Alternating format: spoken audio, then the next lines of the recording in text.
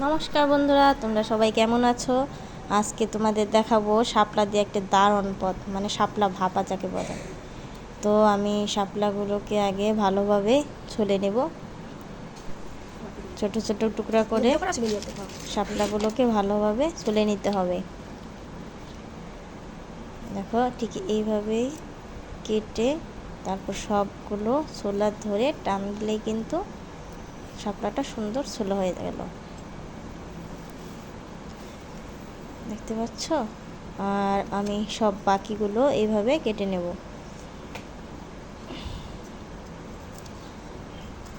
আর বন্ধুরা, তোমরা সবাই আমার চ্যানেলটাকে অবশ্যই সাবস্ক্রাইব করে দিও। যদি ভিডিওটি ভালো লাগে একটি লাইক দিও, কমেন্ট করো, শেয়ার করো। আর এইটা দিয়ে কিন্তু মানে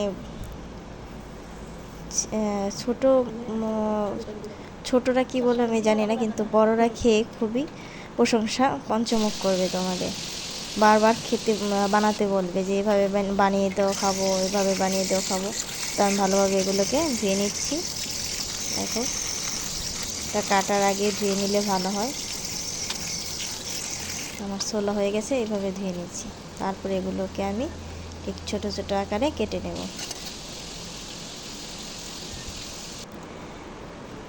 ছোট ছোট করে কেটে নেওয়ার পরে লবণ দিয়ে এটাকে ভালোভাবে মাখিয়ে রাখবো প্রায় আধা ঘন্টার মতো।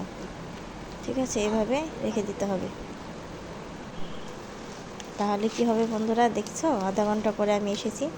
এইভাবে ভালোভাবে হাত দিয়ে ভালোভাবে চেপে চেপে জলটাকে ফেলে দিতে হবে। তাহলে কি হবে জানো, কড়াইতে দিলে শাপলা থেকে কোনো রকম জল বের হবে না। চেপে চেপে আমি জলগুলোকে ফেলে দিচ্ছি।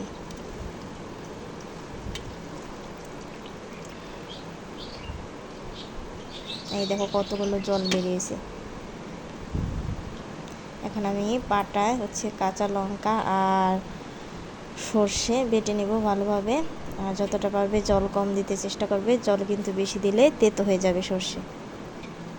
তো আমি খালি কড়াইতে, শুকনো কড়াইতে আমি শাপলাটাকে একটু হাফ সিদ্ধ করে নেব।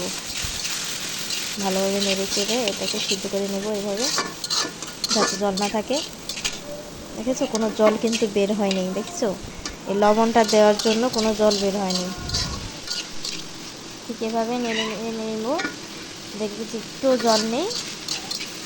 আর হাত দিয়ে একটু ধরে নেবে।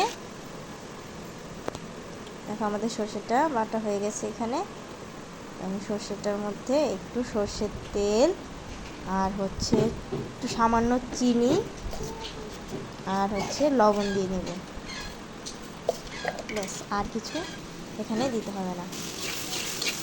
তো আমাদের দেখো শাপলাটা হয়ে গেছে।